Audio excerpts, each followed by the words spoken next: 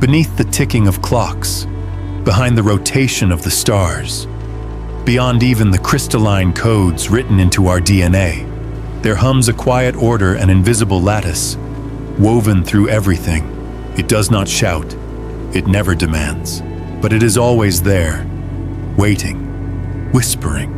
And if you listen closely enough, if you soften the mind just slightly, you will begin to see the universe is speaking, and it speaks through numbers. Numbers, those silent, humble glyphs, have always been more than tools of measurement or symbols of finance. They are ancient echoes, portals, keys to doors we've forgotten were ever shut. When you wake at 3:33 in the morning, for the fourth time in a week, when license plates begin aligning with uncanny precision, when receipts, addresses, phone calls all suddenly shimmer with repeating digits, you may think it coincidence, but something older than memory stirs in those patterns. You are being nudged, not by chaos, but by presence. We often speak of guides, of spirits or angels, or ancestral voices woven into the fabric of dream and déjà vu, but rarely do we consider how these energies might speak in precision rather than poetry. Yet why wouldn't they? Why wouldn't beings who have watched over the rise and fall of empires, who have sung creation into being, and watched galaxies unfurl like cosmic scrolls, why wouldn't they use the one language that defies distortion across dimensions? Numbers, pure, incorruptible, universal.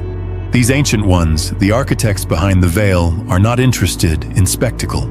They are the steady hand behind synchronicity. Their messages are subtle, yet surgical, encoded not in thunder or flame, but in the ticking rhythm of digits, a repeating 111, like a cosmic doorbell, a 444, anchoring you when you're about to drift too far, a 911, a gentle alarm from the eternal beyond. To see the world numerically is not to reduce it, it is to elevate it. In a sense, these sequences are the modern equivalent of sacred scrolls, where once we carved wisdom into stone tablets and whispered prayers into the smoke of temple incense.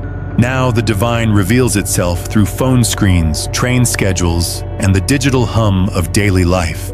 But the language has not changed. Only the vessel. This ancient numerical transmission is not new. Mystics, seers, and sacred mathematicians have always known. Pythagoras did not simply invent the theorem you learned in school. He uncovered a mystical cosmology of vibration and form. The Egyptian builders encoded sacred ratios into the very bones of the pyramids. In the East, Mandalas swirl with mathematical elegance, each shape pulsing in harmony with something far greater than design. In the Kabbalistic tree of life, numbers are pathways between the divine and the human. Today, in this modern thrum of steel and silicon, we believe we are disconnected from such mysteries. But the guides have never stopped speaking. They have simply adapted. Because truth never dies, it translates. The question is no longer whether numbers mean something. The question is, are you listening? There is a reason your eyes flicker to the clock at 11:11. A reason why certain addresses feel oddly familiar. A reason your birth date repeats itself in strangers' lives. Or why you keep crossing paths with sequences you swear you've seen before. These aren't glitches. These are coordinates, messages, echoes from ancient presences reminding you that you are on the path, even when you feel lost. But make no mistake, this is not superstition. This is not wishful pattern seeking. This is the hum of the deeper design. Numbers are not magic. They are the measurement of magic, the scaffolding of spirit. Imagine for a moment that time itself is not a river, but a spiral, and at each coil, a number pulses like a heartbeat. These beings, call them angels, call them ancestors, call them what your soul remembers. They don't guide by telling. They guide by aligning. They set the clock of your life to tick in harmony with the larger pulse. And when that pulse beats strong, when your awareness catches up to the rhythm, you begin to awaken. You begin to decode. You begin to remember. For to remember is the true purpose of these signs. Not to predict, not to control, but trying to remind.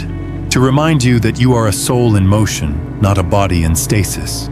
To remind you that the chaos is not chaos at all, but choreography. So, if you've been seeing the numbers, if they've been following you like silent companions, take this not as random trickery but as a calling. You are being initiated into an ancient communion, a sacred exchange between this world and the next, between the temporal and the timeless. And now, perhaps, it is time to finally ask, what are they saying? To begin understanding what these ancient ones are communicating through numbers, we must first surrender the modern mind's addiction to proof. These messages are not facts to be dissected, but frequencies to be felt. A number at its core is not just a quantity, it is a quality, a tone, a presence.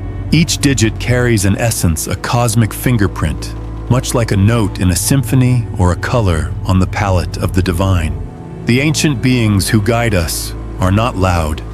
They do not force revelation. Their messages are invitations into presence, into remembrance.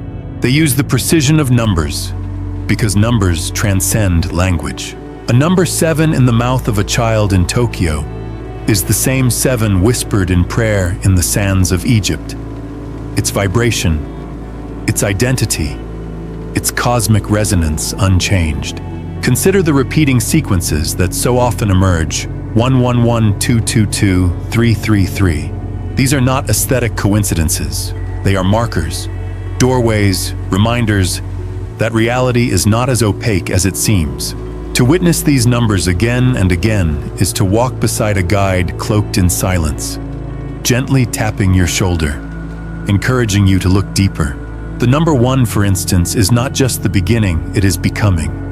It is unity before division, the singularity before the split, the whisper of creation just before the first breath. To be shown 111 repeatedly is often a beckoning step into alignment. The guides may be drawing your attention to the power of your thoughts, asking if what you are thinking is in resonance with what your soul desires. The number 2 carries duality, the sacred dance between light and dark, masculine and feminine, form and void.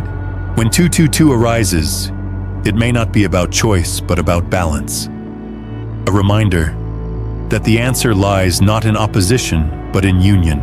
3 is the sacred trinity, the triangulation of body, mind, and soul. It is the rhythm of manifestation, of intention becoming form. Repeating 3s often signal that unseen forces are aligning to birth something through you. Not for you, but through you. These numbers are not random, they are rhythmic. And rhythm is the language of the ancient ones. They do not speak in paragraphs, they speak in pulses. And these pulses enter your life when you're most attuned to the flow, whether in confusion, clarity, grief, or joy. The intensity of the emotion is the signal booster. The more present you are, the louder their messages become. Yet, not all numbers arrive in symmetrical form. Sometimes sequences emerge like riddles: 911, 707, 551. These carry more complex vibrations. 9 is often closure, 1 a beginning, 11 a portal. To receive 911 is not a warning in the conventional sense, it is often a soft alert. This chapter must end. Something else is ready to be born. 7, the number of mystery and inner knowing combined with 0 pure potential, and another 7 might mean you are on the right path, though it may not yet make sense. Trust the unseen. In all of this, the theme is synchronicity. Not coincidence, but convergence. Carl Jung, the great psychological mystic, described synchronicity as a meaningful coincidence that could not be explained by cause and effect. But what if the cause is consciousness? What if the effect is attention? And what if these numerical synchronicities are not interruptions in your life, but harmonics? At the center of this idea is one great truth. The universe is not chaotic, it is coded, like the spiraling of galaxies, the structure of snowflakes, the branching of trees and blood vessels and lightning bolts. Order pulses through everything. The ancient beings are simply reminding you that you are part of that order, not a speck lost in the void, but a strand in the web, a sacred node in a living geometry. They are reminding you that numbers aren't just quantities, they are coordinates, markers of consciousness, moments of alignment. They are how spirit navigates space and time. And this is the paradox: the numbers are not magic, but once you understand them, the world begins to feel magical, because you begin to remember. You recall that you are not alone, that your story is part of something older, vaster, and more beautifully composed than any chaos theory could ever explain. Numbers speak not because they must, but because we're finally ready to hear. Imagine now a story, not bound by pages or ink, but whispered across the membranes of dream and memory, a tale that has no beginning and no end, only cycles that fold inward, like petals of a blooming truth. In one such spiral of story, there is a child, neither from here nor elsewhere, who wakes each night at 4:44. He lives in a city of glowing towers and synthetic skies. Yet he feels older than the streets beneath his feet. Each morning, he forgets the dream, but the numbers remain, first on clocks, then carved in tree bark, later echoing in bus numbers and building codes, until one day, standing in the flow of strangers, the world pauses. Not stops, but pauses, as if all of existence inhales. And he knows someone is speaking, not in words, but in rhythm. The number 4 stability foundation, the 4 corners of earth, and the 4 chambers of the heart. But thrice repeated, a crystalline hammer, striking a bell within his soul. You are not alone. We are building with you. And the child, now grown, begins to follow. He does not know where, but he trusts. This is how the ancient ones move, not through spectacle, but subtlety. They do not reveal, they unveil. Their stories are not told outright, but lived, layer by layer, like a spiral staircase rising into light. Numbers become breadcrumbs, but only for those who remember how to read the terrain. In another mythic whisper, a woman wanders through the aftermath of heartbreak. Everything has unraveled love-home identity. She feels unmoored, a drifting leaf in the storm. Yet every time she looks up, 55? Receipts total 5. 55. Gas stations. Flight numbers. Page counts. The pattern becomes undeniable. In desperation, she searches for meaning. She finds that 5 is change, is freedom, is transformation. But what shakes her deeper is not the definition, it is the timing. The ancient ones do not send numbers in moments of clarity. They send them into voids, because only in emptiness can new awareness germinate. The woman, sitting beside her pain, begins to soften. She no longer sees the numbers as signs of salvation, but of presence. Not a map out of the storm, but a reminder that she is in the middle of a divine movement. Even when lost, especially when lost, the ancient ones do not rescue. They remember for us what we have forgotten. In another lifetime, in a land soaked in moonlight, there is a sage who teaches not with words, but with geometry. He points to a spiral shell, to the way sunflower seeds arrange themselves, to the swirl of hurricanes and galaxies alike. He speaks of the golden ratio 1.618 and says, "This is not a number. This is the breath of creation." The students laugh at first, but over time, they see. The ancient beings encoded their wisdom in the forms of life itself. Patterns are not just decoration, they are declaration. A final story. A blind old woman sits at the edge of a well, counting beads on a string. Each bead is carved with a number. Not letters, not symbols, just digits. As people pass, she offers them a bead. She never speaks. But years later, each person realizes the number she gave them defined a turning point in their life. One was given a 9 before his greatest goodbye. Another, a 3, before giving birth to twins. One received an 8, and on the 8th day of the 8th month, in the 8th house of a strange new city, they met the one they had dreamed of since childhood. Who was she? A seer, a relic of some older tribe, or simply a fragment of something larger. The ancient guidance made flesh for a moment. You see, these stories are not literal. They are archetypal. They are woven not for belief, but for awakening. They are meant to stir something ancestral in your bloodstream, because that is what the numbers do. Not instruct, but activate. In the world of the ancients, numbers were not data. They were doors. Each held a story, a vibration, a map of meaning. To receive a number is not to be informed. It is to be initiated. The moment you stop dismissing them as coincidence is the moment you are no longer just a bystander in your life. You are a participant in a hidden dialogue with reality itself. And through that dialogue, those timeless beings continue to craft their myths, not on parchment, not on stone, but in you.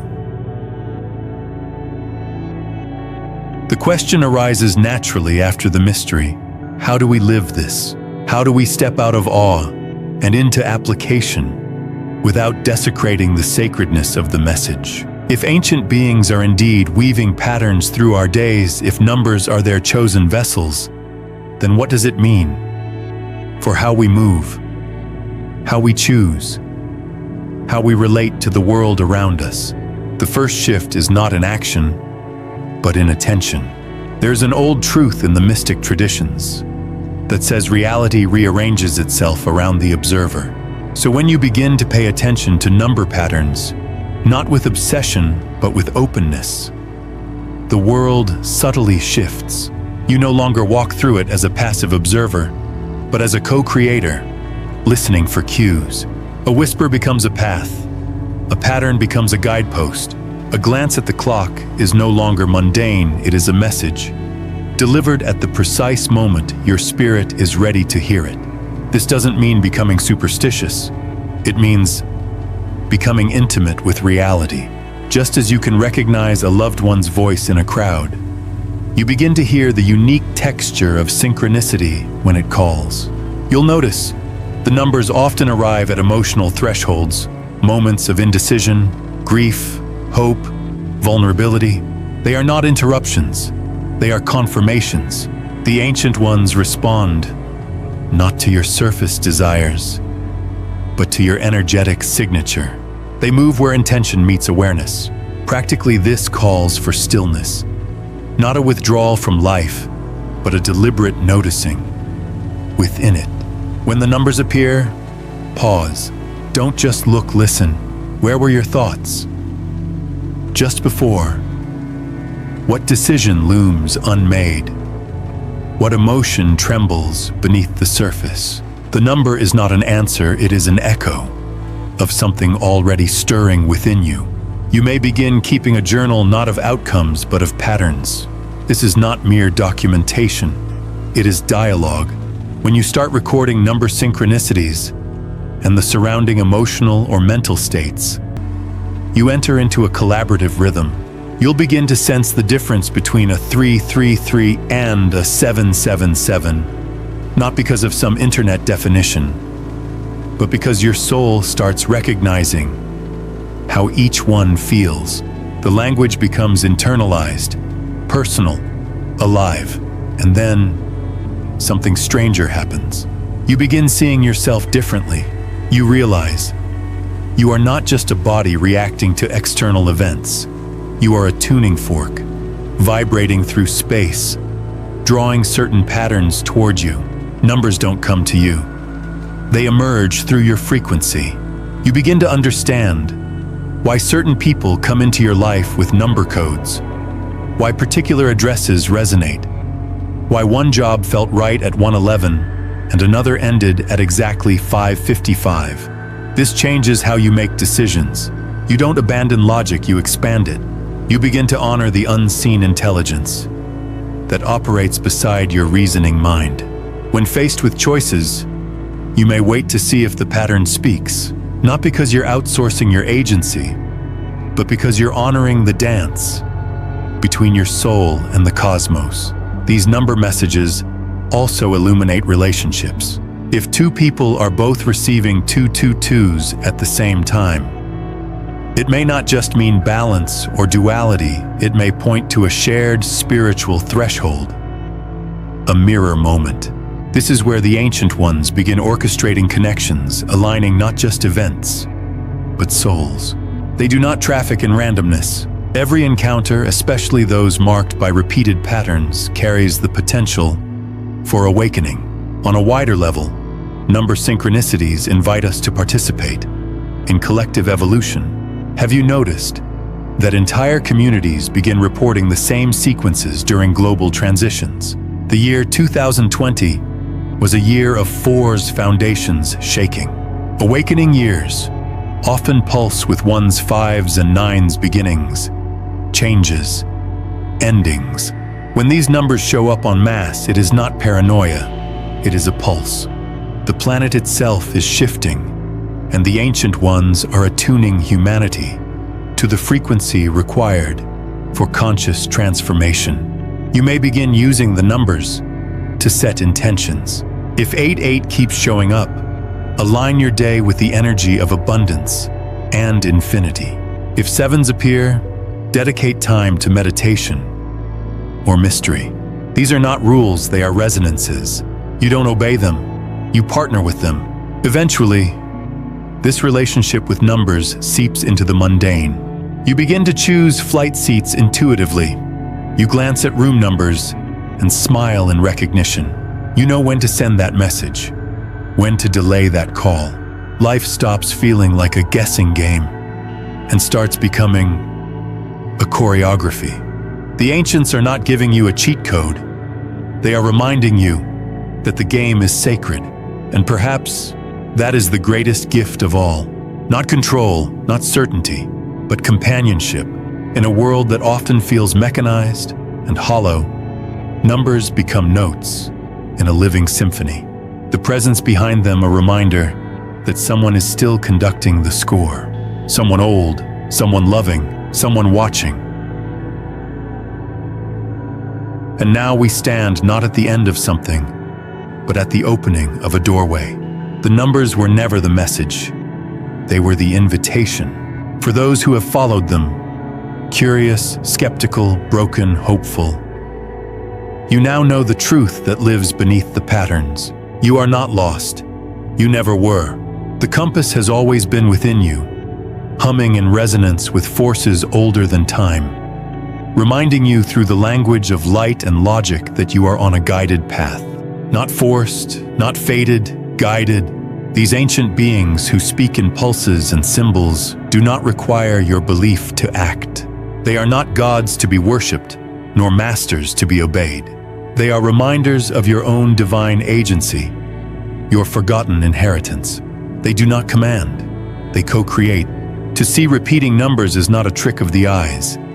It is a tremor in the fabric of your forgetting. It is the soul, recognizing itself through echoes.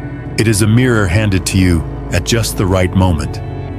Often when you think no one is watching, no one is listening, no one is guiding, but they are, and they always have been. So what now? Will you do? You have received the call in subtle sacred increments, 是一时是一分 on a quiet Tuesday. 三分 in a sleepless dawn. Chi chi chi as your heart leapt unexpectedly. These were not accidents. These were alignments. The ancient beings do not paint in chaos, they etch in crystal geometry. They've used these numbers not to predict your future, but to call you into it. Consciously. This is the shift, to begin living with the message, not merely chasing it. To live numerologically is not to count. It is to feel in rhythm. It is to step into coherence with a higher order. The numbers are no longer signs to decipher, but sacred beats to which you walk. The transformation begins in awareness. It deepens in trust. And it crystallizes in action. Not action born from fear, from urgency, from reaction, but action tuned to that soft but unmistakable hum behind reality that says, yes, this is it, now. These ancient presences will not stop speaking just because you choose to close your ears. But when you open them, the world tilts just slightly toward magic. You begin to feel the intelligence behind every turn. You begin to greet the unknown with recognition rather than fear. And you realize maybe for the first time that your life is not random. It is not meaningless. It is not small. It is part of a cosmic equation. You were born into this equation with a number of your own, a vibration that only you can carry. Every thought, every heartbreak, every synchronicity is shaping it. You are not a statistic. You are a symbol, a frequency, a verse in the universal song. So now, dear listener, dear reader, dear rememberer, it is your turn. Not to decode, but to dance. Not to analyze, but to align. The next time the numbers arrive, and they will arrive, do not ask what they mean. Ask instead, what are they awakening in me? Because that is what the ancient ones are saying. They are not pointing you to fate. They are pointing you back to yourself. And they are saying through every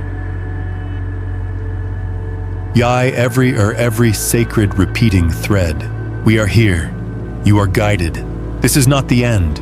This is the beginning.